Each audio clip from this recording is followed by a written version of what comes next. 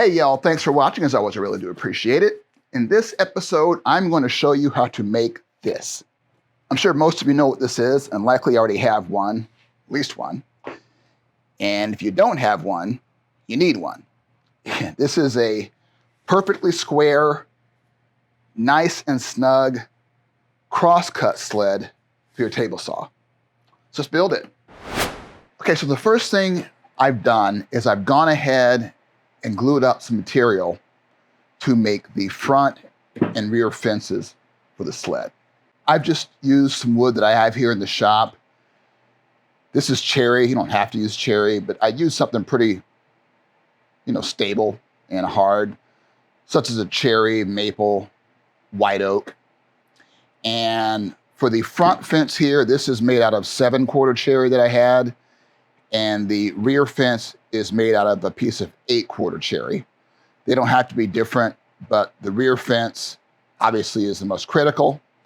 And you want them both, again, to be pretty stable because they're going to hold the right and left side of the sleds together as they'll be separated. So each fence is about 3 inches high. That's how I've cut it. And I've glued on some additional material here in the center of each fence. These are about 2 inches high, both of them. And the one for the rear fence is about 1 foot long. And this one here for the front fence is about 8 or 9 inches long. But again, this rear fence is the critical one. So you want this to be pretty heavy. And so now what I'm going to do is I'm going to go ahead and unclamp these and run them through my thickness planer to smooth them out.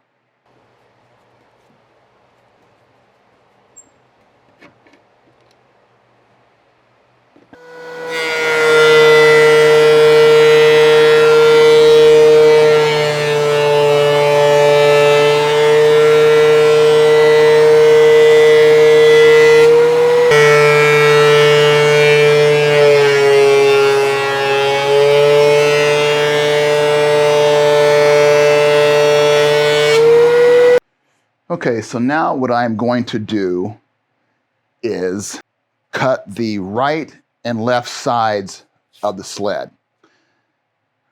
I'm just using a piece of 3/4 inch birch plywood that I have here. You, of course, could use MDF or something else, but I had this in my shop, and I'm going to use this.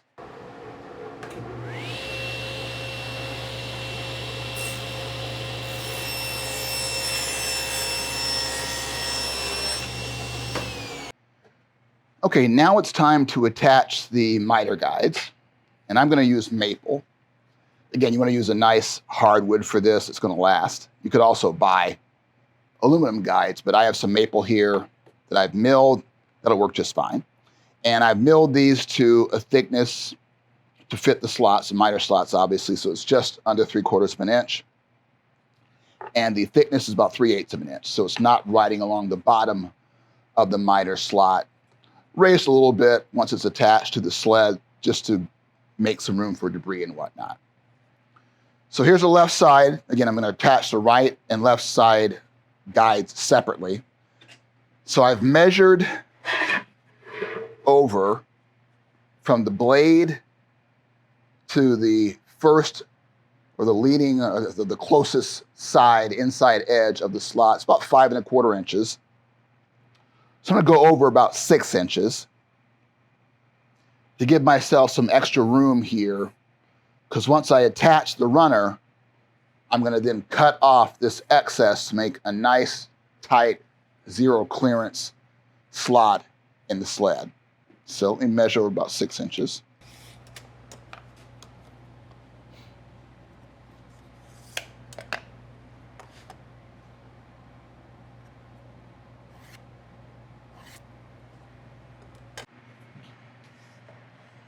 I'm going to use this piece of MDF just to help me line up that slot, or line up the runner against that line. So now what I'm going to do is I'm going to tack this in place and then screw it in place.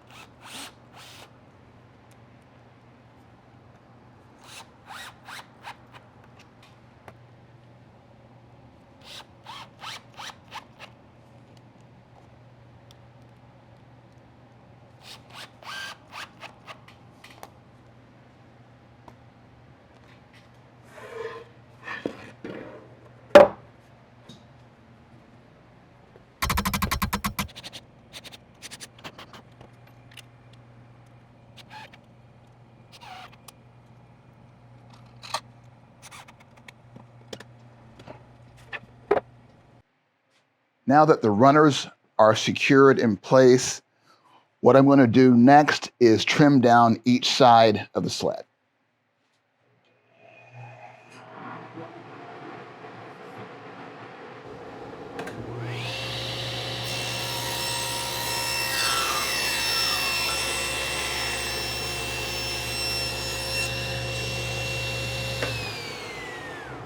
Okay, now what I'm going to do is I'm going to attach the front fence to both sides of the sled. To help me do this, what I've done is I've used a Forstner bit to countersink some holes on the bottom side of each half of the sled and also pre-drilled the holes.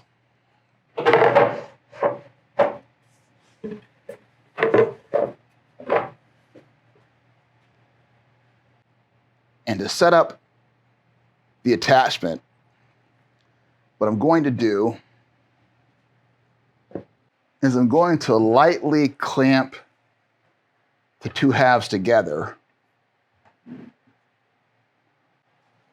just so that the runners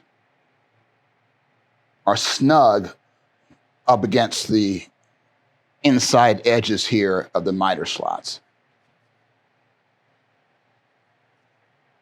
Because once this is finished, we don't want any play in this sled. We do want it to move freely.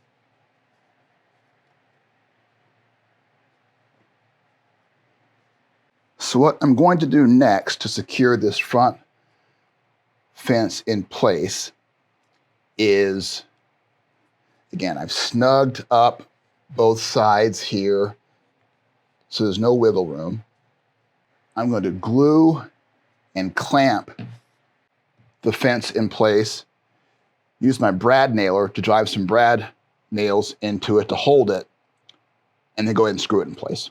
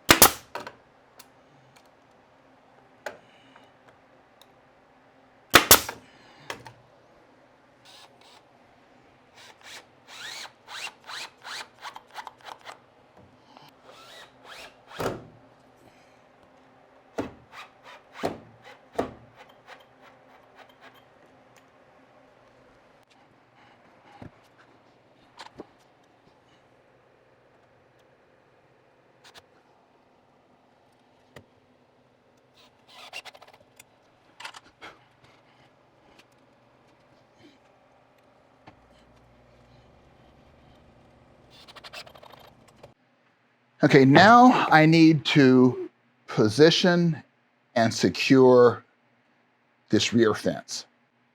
So what I've gone ahead and done is I've gone ahead and again used my Forstner bit to countersink some holes on the bottom of the right and left side of the sled. But down here, you can see I made a larger countersink and I drilled a larger pilot hole. So what I'm going to do is I'm going to attach this rear fence in place, do the best I can to get it in the right place, and use one screw down here to hold it. Again, this pilot hole is not oversized, but when I attach the screw here, I'm going to have some wiggle room, given the larger pilot hole, to do some final adjustments. And I'll use a piece of scrap MDF, you'll see what I'm going to do, to make sure that I have this rear fence in the right position before I go ahead and do the final, drive the final screws in to secure it in place. Okay, now it is time for me to mount the rear fence. So what I'm going to do is I'm going to apply some glue along this row here, this line here on both sides of the sled. And then I'm going to secure the rear fence in place with the screw here and one here on this end where I have the larger hole. And I'm going to try to get the fence in the right place from the very beginning. But then I'm going to make a test cut with a piece of MDF across the blade here. And then you'll see what I'm talking about. It's easier to see it than perhaps I'm describing it. But I'm going to make a cut across the blade, flip the cut end of the MDF 180 degrees. And if the fence is accurate, or when the fence is accurate, there shouldn't be any gap on either end of the cut line, regardless of how I orient the cutoff piece. And this larger hole here will allow me to make any fine adjustments that I need to make after the first cut. So, let me do it.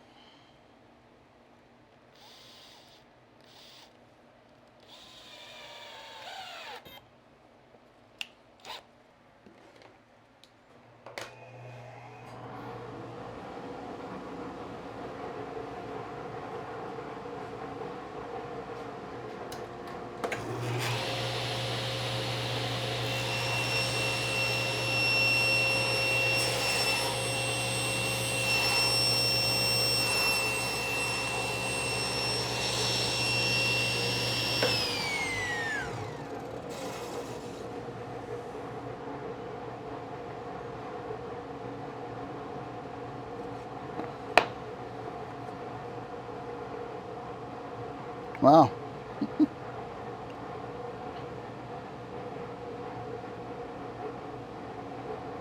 Did I do it the first try?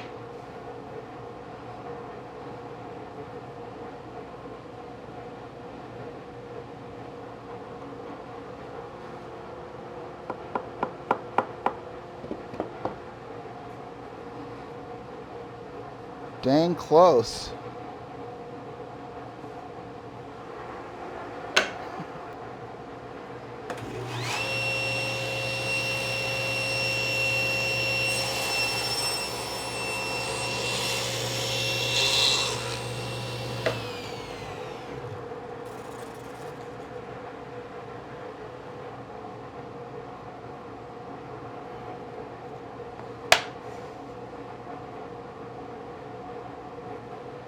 I think that's it.